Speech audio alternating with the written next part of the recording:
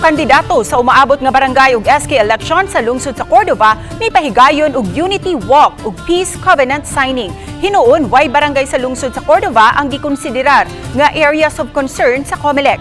Matud sa hepe sa Cordova Police Station, Police Major Michael Hingoyon, wa say mga kandidato sa lungsod ang nakadawat og hulga sa kinabuhi. Ang lungsod sa Cordova adunay 13 ka mga barangay.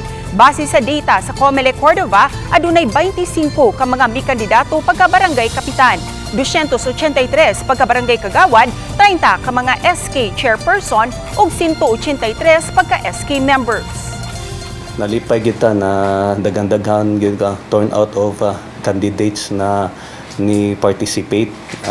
That shows na ni suporta gyud sila og ganahan gyud sila og ni pledge gyud sila na peaceful and malinawon gyud ang karong umaabot na eleksyon.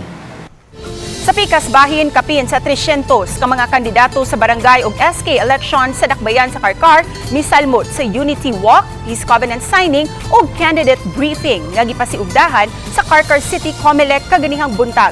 Matud ni Karkar City Election Officer Omar Mamalinta nga gihimo kini aron pagpahinumdom sa mga kandidato nga ipatigbabaw ang kalinaw ug ang sinsero nga pagpangalagad ngadto sa publiko. Misalmot usab ang kadagkuan sa nagkadiiyang mga ahensya sa gobyerno.